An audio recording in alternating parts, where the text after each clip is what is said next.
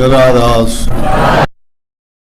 राधा स्वामी सहाय राधा स्वामी।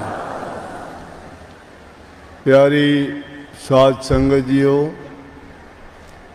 भाइयों बहनों, बच्चों, जितने भी आप सत्संग लाभ के लिए उपस्थित हुए हो, शांति से बैठ के सत्संग लाभ उठाएं।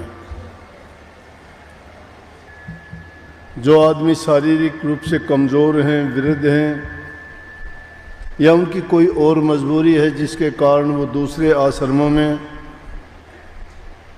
नहीं पहुंच सकते, उनकी भावना होती है कि हम भी दर्शन करें, साक्षात सत्संग सुनें। क्योंकि जब आमने सामने बैठ के सत्संग श्रवण किया जाता है, उसका आनंद कुछ अलग ही होता है। सत्संग तो देखने के लिए आपके दूसरे माध्यम भी बहुत हैं, टीवी में, व्हाट्सएप पे, फेसबुक पे और टीवी चैनलों पे आते रहते हैं, लेकिन जो आनंद वास्तविकता में है वो उसकी नकल में नहीं है। और सत्संग एक ऐसा माध्यम है जिस प्रकार से हम रोज़ाना स्नान करते हैं, शरीर पे लगी मैल पसीना साफ करने से शरीर की सफाई होती है, उसमें दाग धब्बे बदबू वाली चीज़ अगर कोई होती है तो वो धुल जाती है। इसी प्रकार से अपने घरों में, मकान में जहाँ हम रहते हैं, हर चीज़ का बड़ा ख्याल करते हैं सफाई के लिए कि उनको साफ सुथरा रखा जाए। साफ सुथरी जो वस्तु होती है देखने में भी अच्छी लगती है, उसके पास रहने से भी हमें सुकून मिलता है। अच्छी चीज़ वातावरण को भी अच्छा और पवित्र बना देती है। बाहर की सफाई हम कर लेंगे, हमारे बस की बात है, कपड़े साफ कर लेंगे, शरीर साफ कर लेंगे, घर आंगन को साफ कर लेंगे, लेकिन जो मुख्य करके जो रोग हमारे अंदर में फैलाता है वो हमारा मन है। उसकी सफाई बाहर से नहीं हो सकती, इन आँखों से उसको देखा नहीं जाता, इस मन से ही मन को जांचा भी नहीं जाता, और उसके बारे में हमारे आदत, हमारा बोलचाल का तरीका ये जाहिर कर देता है कि हमारे मन में क्या है। कभी हमारे अच्छे विचार होते हैं, कभी बुरे होते हैं, कभी खुशी होती है, कभी दुख होता है, वो भी उन बातों से जाहिर हो जाता है। मन की शुद्धता, पवित्रता भी प्रकट हो जाती है, जबान से हो जाती है, चेहरे से हो जाती है, हमारे व्यवहार और बर्ताव से हो जाती है।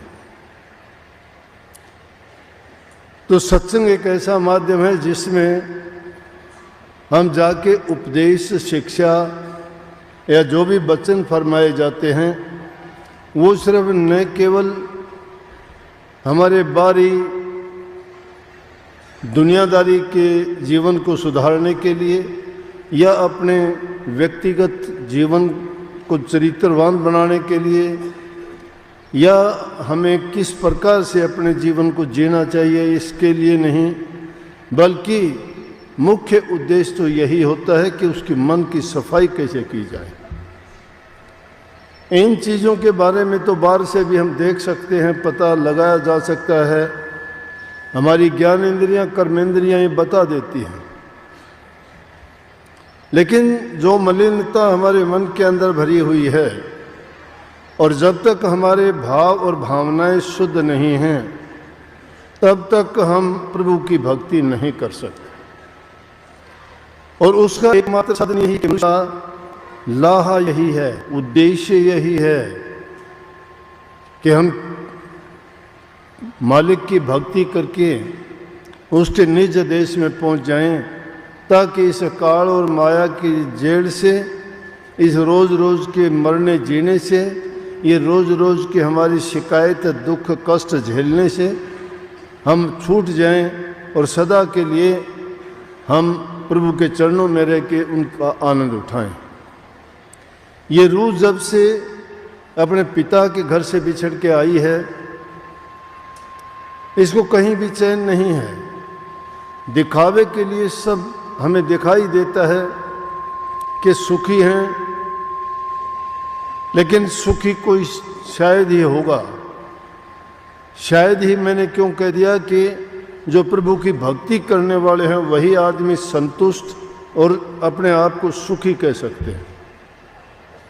जिनको दुनियादारी की वस्तुओं की लालसा लगी रहती है, जो सुख दुनिया की वस्तुओं में ढूंढना चाहते हैं, इस दुनिया में उस शांति की खोज के लिए हर इंसान प्रयास करता है, लेकिन कहीं भी सफलता नहीं मिलती। किसी के पास कितना धन हो, किसी के पास कितना बल हो, किसी का लंबा चौड़ा परिवार हो, कितना भी उसका ऊंचा पद ओहदा हो, किसी भी जाति में पैदा हुआ हो, किसी भी वंश घर परिवार का वो हो, लेकिन प्रभु की भक्ति के बिना उसका ये दुख का जंजाल नहीं कटता। और भक्ति के रास्ते में ना कोई जाति अड़चन पैदा करती है, ना कोई ऊंचा पद प्रतिष्ठा, ये रुकावट तो बन जाती हैं, लेकिन ये काम नहीं आती। इसलिए सत्संग में अवश्य जाना चाहिए। जो लोग सत्संग के बारे में जानते नहीं, उसके महत्व को समझते नहीं, उनके लिए सत्संग कुछ भी नहीं है। सत्संग उनके लिए एक तमाशा है, एक मेला है। हम में भी बहुत से लोग इसको एक मेला समझ के ही आते हैं, लेकिन कोई नहीं। हम अगर मेला समझ के भी इसको आते हैं तो सुनते सुनते सुनते सुनते कभी ना कभी वो नकली चीज़ भी असलियत में बदल जाएगी। जब हमारे ऊपर कोई दुख विपदा आएगी, उस वक्त में जब हमें वो कोई बात सत्संग में सुनी हुई कि भाई हमें दुख के वक्त में क्या करना चाहिए, वो जब याद आएगी और उसको हम लागू करके देखेंगे, उसी वक्त हमें पता लग जाएगा कि सत्संग का महत्व और सत्संग का गुण क्या है। नहीं तो ये सत्संग में आना जाना दूसरे लोगों के लिए क्या है, क्यों बेवकूफ़ बने बैठे हैं। बेवकूफ़ भी कह देते होंगे सत्संगियों को, घर के आदमी ही कह देते होंगे, क्यों जाते हो रोज़ रोज़।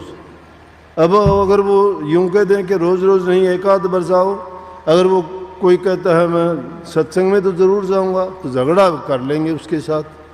ये नहीं कहेंगे। अगर कोई बुरे रास्ते जाता है, उसको कोई मना करने वाला नहीं है।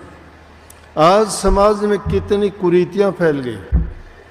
कोई चरित्र से संबंधित देखो, कहीं शराब कबाब, कहीं मांस मछली अंडे की घर घर दुकान खुली हुई है, सरेआम सड़कों पे बिकती हैं। कितनी जीव हिंसा होती है, कितने बकरे मुर्गे या दूसरे जीवों की हत्या करके उनको आम सरे खुले में बेचा जाता है, और लोग उनका सेवन भी करते हैं, खाते भी हैं। कितने लोग नशे के कारण बर्बाद होते जा रहे हैं, जिनके कारण धन की बर्बादी, शरीर की बर्बादी, परिवार में अशांति और समाज में उसका तिरस्कार। कोई आदमी उसको इज्जत की दृष्टि से नहीं देखता, और फिर भी उन बातों में पड़ के अपने जीवन को बर्बाद करते जा रहे हैं। फिर भी वो लोग नहीं समझते। बुद्धि भ्रष्ट होती है, जिसमें कोई कानून कायदा, कोई मर्यादा नहीं रहती। उनको यहाँ तक कि ये होश नहीं रहता नशा करने के बाद कि माँ के साथ बर्ताव क्या होना चाहिए, बहन के साथ क्या होना चाहिए, पत्नी के साथ क्या होना चाहिए, और पिता के सामने क्या होना चाहिए। सब नाते बर्बाद जिससे होते हैं, और फिर उस बर्बादी के रास्ते को पाके तो इंसान खुश होता है। लेकिन जहाँ पे तुम्हारा चरित्र बनाया जाता है, तुम्हें इंसानियत सिखाई जाती है, तुम्हारी बुराइयाँ दूर की जाती हैं, तुम्हें इस जीवन का जो आनंद का सही तरीका है वो जहाँ दिया जाता है, उसको आप भूल जाते हो, उससे आप दूर भागते हो। वो हमारा अज्ञान है। ज्ञान ये नहीं है कि आपने कोई कहानी कथा सुन ली, आपको ज्ञान हो गया, 2 बात यादें कर ली, 2 भजन याद कर लिए, या कोई और चीज के वो ज्ञान हो गया। ये ज्ञान नहीं, अज्ञान है वो। तो वो है कि इंसान को ये पता होना चाहिए कि मेरा जीवन का उद्देश्य क्या था, मैं क्यों आया था। अगर इस जीवन में पेट भर के यूं ही घूमना फिरना है, पशुओं की तरह से जीना है, तो जिए इंसान। या किसी निर्बल दुर्बल जीव पर अपना रोब दिखाता है तो क्या मिल जाएगा उसको। यहाँ तो प्रेम का मार्ग है। जो उन जीवों से प्रेम करता है सभी उस मालिक की संतान हैं हम।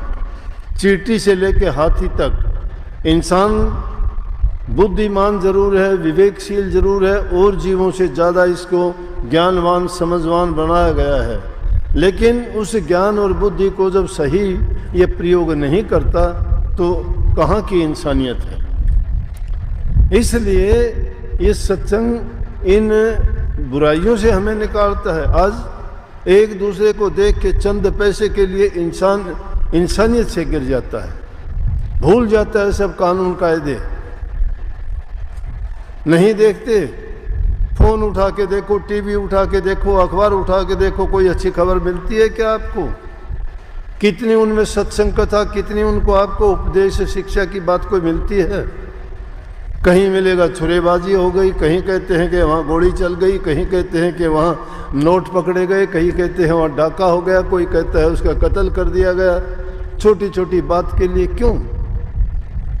कहाँ से आ गई ये चीज़ें?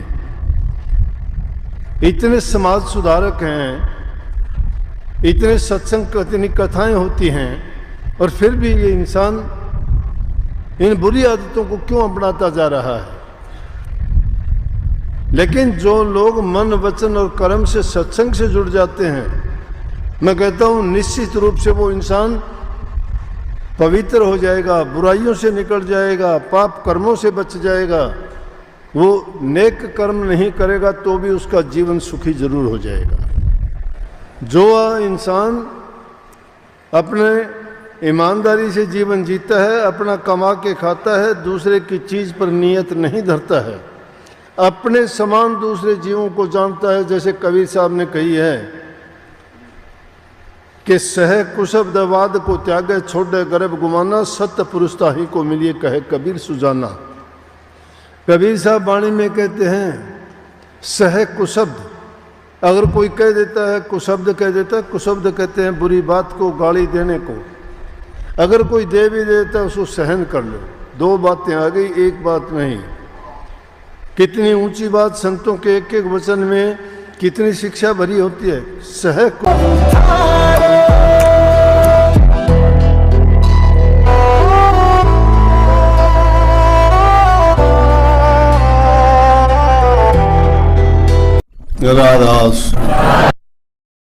राधा स्वामी सहाय, राधा स्वामी। प्यारी साध संगत जियो, भाइयों बहनों, बच्चों, जितने भी आप सत्संग लाभ के लिए उपस्थित हुए हो, शांति से बैठ के सत्संग लाभ उठाएं। जो आदमी शारीरिक रूप से कमज़ोर हैं, वृद्ध हैं, या उनकी कोई और मजबूरी है जिसके कारण वो दूसरे आश्रमों में नहीं पहुंच सकते, उनकी भावना होती है कि हम भी दर्शन करें, साक्षात सत्संग सुनें। क्योंकि जब आमने सामने बैठ के सत्संग श्रवण किया जाता है, उसका आनंद कुछ अलग ही होता है। सत्संग तो देखने के लिए आपके दूसरे माध्यम भी बहुत हैं, टीवी में, व्हाट्सएप पे, फेसबुक पे और टीवी चैनलों पे आते रहते हैं। लेकिन जो आनंद वास्तविकता में है वो उसकी नकल में नहीं है। और सत्संग एक ऐसा माध्यम है जिस प्रकार से हम रोज़ाना स्नान करते हैं, शरीर पे लगी मैल, पसीना साफ करने से शरीर की सफाई होती है, उसमें दाग धब्बे बदबू वाली चीज़ अगर कोई होती है तो वो धुल जाती है। इसी प्रकार से अपने घरों में, मकान में जहाँ हम रहते हैं, हर चीज़ का बड़ा ख्याल करते हैं सफाई के लिए कि उनको साफ सुथरा रखा जाए।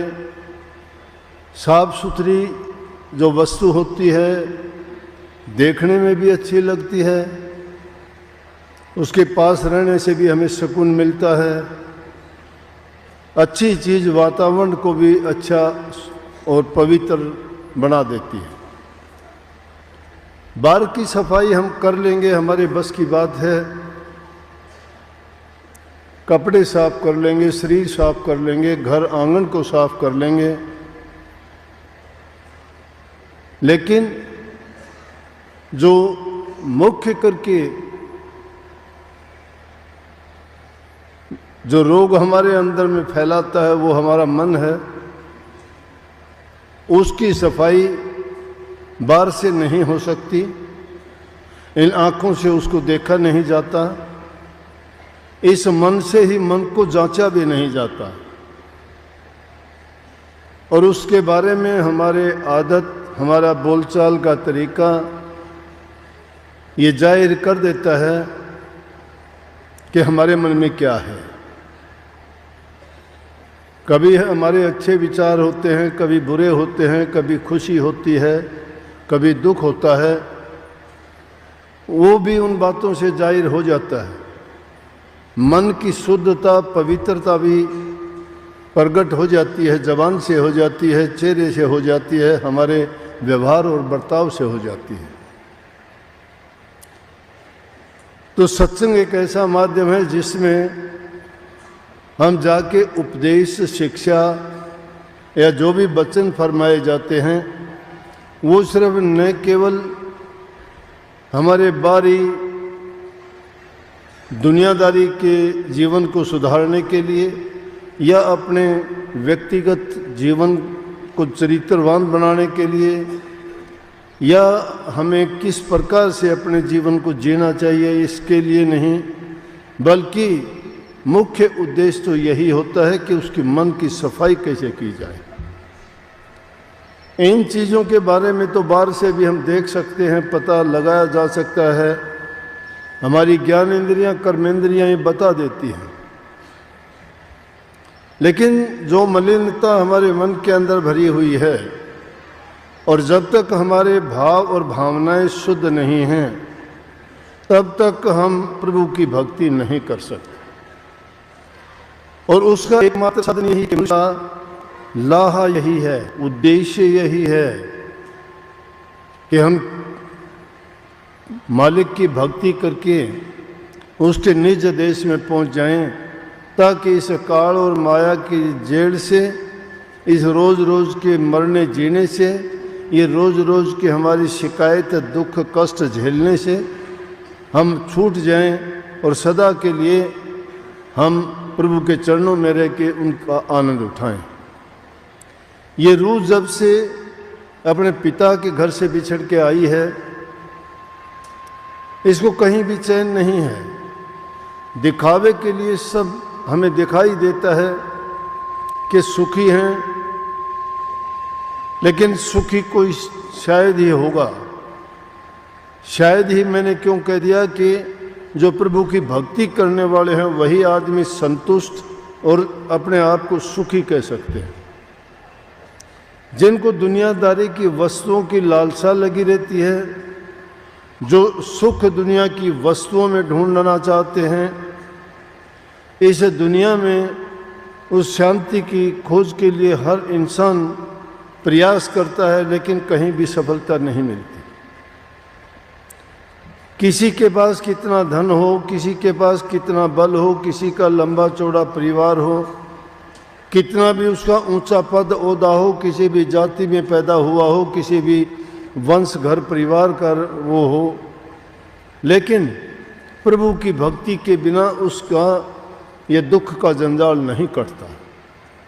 और भक्ति के रास्ते में ना कोई जाति अड़चन पैदा करती है, ना कोई ऊंचा पद प्रतिष्ठा, ये रुकावट तो बन जाती हैं लेकिन ये काम नहीं आती। इसलिए सत्संग में अवश्य जाना चाहिए। जो लोग सत्संग के बारे में जानते नहीं, उसके महत्व को समझते नहीं, उनके लिए सत्संग कुछ भी नहीं है। सत्संग उनके लिए एक तमाशा है, एक मेला है। हम में भी बहुत से लोग इसको एक मेला समझ के ही आते हैं, लेकिन कोई नहीं। हम अगर मेला समझ के भी इसको आते हैं तो सुनते सुनते सुनते सुनते कभी ना कभी वो नकली चीज़ भी असलियत में बदल जाएगी। जब हमारे ऊपर कोई दुख विपदा आएगी, उस वक्त में जब हमें वो कोई बात सत्संग में सुनी हुई कि भाई हमें दुख के वक्त में क्या करना चाहिए, वो जब याद आएगी और उसको हम लागू करके देखेंगे, उसी वक्त हमें पता लग जाएगा कि सत्संग का महत्व और सत्संग का गुण क्या है। नहीं तो ये सत्संग में आना जाना दूसरे लोगों के लिए क्या है? क्यों बेवकूफ़ बने बैठे हैं? बेवकूफ़ भी कह देते होंगे सत्संगियों को, घर के आदमी ही कह देते होंगे, क्यों जाते हो रोज़ रोज़? अब अगर वो यूं कह दें कि रोज़ रोज़ नहीं, एक आध बार जाओ। अगर वो कोई कहता है मैं सत्संग में तो ज़रूर जाऊंगा, तो झगड़ा कर लेंगे उसके साथ। ये नहीं कहेंगे। अगर कोई बुरे रास्ते जाता है उसको कोई मना करने वाला नहीं है। आज समाज में कितनी कुरीतियाँ फैल गई। कोई चरित्र से संबंधित देखो, कहीं शराब कबाब, कहीं मांस मछली अंडे की घर घर दुकान खुली हुई है, सरेआम सड़कों पे बिकती हैं। कितनी जीव हिंसा होती है, कितने बकरे मुर्गे या दूसरे जीवों की हत्या करके उनको आम सरे खुले में बेचा जाता है और लोग उनका सेवन भी करते हैं, खाते भी हैं। कितने लोग नशे के कारण बर्बाद होते जा रहे हैं, जिनके कारण धन की बर्बादी, शरीर की बर्बादी, परिवार में अशांति और समाज में उसका तिरस्कार। कोई आदमी उसको इज्जत की दृष्टि से नहीं देखता और फिर भी उन बातों में पड़ के अपने जीवन को बर्बाद करते जा रहे हैं। फिर भी वो लोग नहीं समझते। बुद्धि भ्रष्ट होती है, जिसमें कोई कानून कायदा, कोई मर्यादा नहीं रहती। उनको यहाँ तक कि ये होश नहीं रहता नशा करने के बाद कि माँ के साथ बर्ताव क्या होना चाहिए, बहन के साथ क्या होना चाहिए, पत्नी के साथ क्या होना चाहिए और पिता के सामने क्या होना चाहिए। सब नाते बर्बाद जिससे होते हैं। और फिर उस बर्बादी के रास्ते को पाके तो इंसान खुश होता है, लेकिन जहाँ पे तुम्हारा चरित्र बनाया जाता है, तुम्हें इंसानियत सिखाई जाती है, तुम्हारी बुराइयाँ दूर की जाती हैं, तुम्हें इस जीवन का जो आनंद का सही तरीका है वो जहाँ दिया जाता है, उसको आप भूल जाते हो, उससे आप दूर भागते हो। वो हमारा अज्ञान है। ज्ञान ये नहीं है कि आपने कोई कहानी कथा सुन ली, आपको ज्ञान हो गया, दो बात यादें कर ली, दो भजन याद कर लिए या कोई और चीज़ के वो ज्ञान हो गया। ये ज्ञान नहीं, अज्ञान है वो।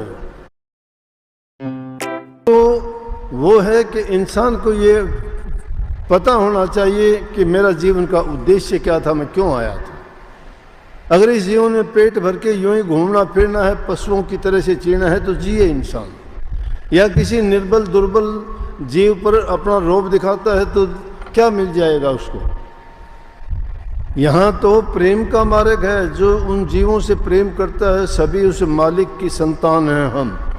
चींटी से लेके हाथी तक इंसान बुद्धिमान जरूर है, विवेकशील जरूर है, और जीवों से ज़्यादा इसको ज्ञानवान समझवान बनाया गया है। लेकिन उस ज्ञान और बुद्धि को जब सही ये प्रयोग नहीं करता तो कहाँ की इंसानियत है। इसलिए ये सत्संग इन बुराइयों से हमें निकालता है। आज एक दूसरे को देख के चंद पैसे के लिए इंसान इंसानियत से गिर जाता है, भूल जाता है सब कानून कायदे, नहीं देखते। फोन उठा के देखो, टीवी उठा के देखो, अखबार उठा के देखो, कोई अच्छी खबर मिलती है क्या आपको? कितनी उनमें सत्संग कथा, कितनी उनको आपको उपदेश शिक्षा की बात कोई मिलती है? कहीं मिलेगा छुरेबाजी हो गई, कहीं कहते हैं कि वहाँ गोली चल गई, कहीं कहते हैं कि वहाँ नोट पकड़े गए, कहीं कहते हैं वहाँ डाका हो गया, कोई कहता है उसका कत्ल कर दिया गया। छोटी छोटी बात के लिए क्यों? कहाँ से आ गई ये चीज़ें? इतने समाज सुधारक हैं, इतने सत्संग, इतनी कथाएं होती हैं, और फिर भी ये इंसान इन बुरी आदतों को क्यों अपनाता जा रहा है? लेकिन जो लोग मन, वचन और कर्म से, सत्संग से जुड़ जाते हैं, मैं कहता हूं निश्चित रूप से वो इंसान पवित्र हो जाएगा, बुराइयों से निकल जाएगा, पाप कर्मों से बच जाएगा। वो नेक कर्म नहीं करेगा तो भी उसका जीवन सुखी जरूर हो जाएगा। जो इंसान अपने ईमानदारी से जीवन जीता है, अपना कमा के खाता है, दूसरे की चीज पर नियत नहीं धरता है, अपने समान दूसरे जीवों को जानता है, जैसे कबीर साहब ने कही है कि सह कुशब्दवाद को त्यागे, छोड़े गर्भ गुमाना, सत्य पुरुषता ही को मिलिए कहे कबीर सुजाना।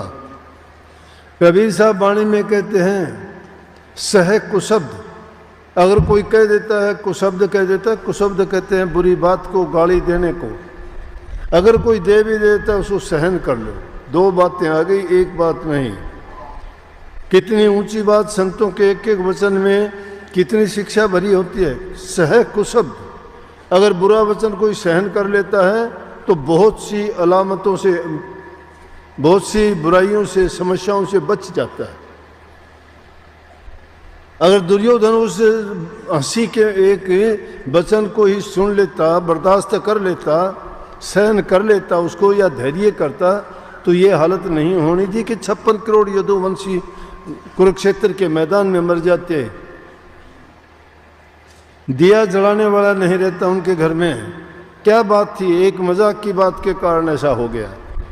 इसीलिए कभी सब ऊंची बात कही, सह कुशब्द वाद को त्यागे। किसी के साथ वाद विवाद करने में कोई फायदा नहीं है। एक कुछ कहता है, आप उसका विरोध करते हो, आप कहते हो उसका वो विरोध करता है, बात बढ़ती चली जाएगी, घटेगी नहीं। बढ़ते बढ़ते वो बात और भी ज़्यादा जो जो आगे चलती जाएगी उसका परिणाम दुष्कर होता जाएगा, बुरा होता जाएगा। मान लिया किसी ने किसी को गाली दे दी, गाली देने से वो, आप एक गाली दोगे अगला दो देगा। नहीं उसने बर्दाश्त हुई, उसने धैर्य नहीं रखा, कुछ शब्द को उसने नहीं सहा, वाद में पड़ गया, वाद विवाद में आ गया। और जब वाद विवाद में आ जाता है, वो उसकी बात नहीं मानता, वो उसकी नहीं मानता। उसको पता होता है ये सच्ची कहता है, फिर भी नहीं मानेगा, क्योंकि वो बाजी हार जीत की है। और हार जीत की बाजी में जब हो जाते हैं तो वो बात रुकती नहीं है, आगे बढ़ती चली जाएगी, जरूर उसका परिणाम बुरा ही होगा। स्वामी जी महाराज ने बहुत कुछ लिखने के बाद में ये बात लिख दी, उनको बाद में ख्याल आया। कबीर साहब ने कहा कि इस जीव को समझाने के लिए 12 महीनों पे उन्होंने अपना ये शिक्षा की बातें भरी। महीनों का नाम था, लेकिन इंसान के लिए उन बातों को मानने के लिए उन महीनों में वो उपदेश दिया कि उनको अगर मान ले इंसान तो उसको समझो कि भक्ति उसकी पूरी हो गई। और जब वो 12 महीने का बखान पूरा कर दिया, व्याख्या कर दी, लास्ट में उन्होंने कहा कि 12 मास से बखान पुकारे, कह कर अब हम भी हारे। अब हार जहाँ होगी तो जीत के लिए लड़ाई की थी, वहाँ हार हुई। आप भी इस मैदान में, भक्ति के मैदान में आए हो, आप भी हार जीत का खेल खेलना मानते हो कि अगर इस दुनिया से जीत गए तो हम जीत गए। जीत हार नहीं है यहाँ पे। यहाँ तो अपने आप को बचाना है, उठाना है। हमें हार जीत से कोई मतलब नहीं, जीत हार है ही नहीं। लेकिन ये वचन कह के स्वामी जी को याद आ गई कि ये बात तो गलत हो गई। संत तो सम होते हैं, बराबर होते हैं। उनके लिए भला बुरा, लाभ हानि, सुख दुख बराबर होने चाहिए। ये हार कहाँ से आ गई हमारे लिए? तो उन्होंने इस जीव को समझाने के लिए कह दिया, भाई हार जीत हमरे कुछ नहीं, मूर्ख परेशान चलाई। कि हम हार जीत को तो नहीं मानते, लेकिन ये मूर्ख आदमियों के लिए हमने ये बात कह दी है। तो उसमें जहाँ हार जीत का सवाल उठ जाता है, वो फिर उसका घातक बन जाता है, उसका नुकसान ही नुकसान होता है, कभी अच्छा नहीं होता। इसीलिए कबीर साहब ने समझाया कि जो आदमी कुशब्द बुरी बात को सहन कर लेता है, बल्कि रोकने के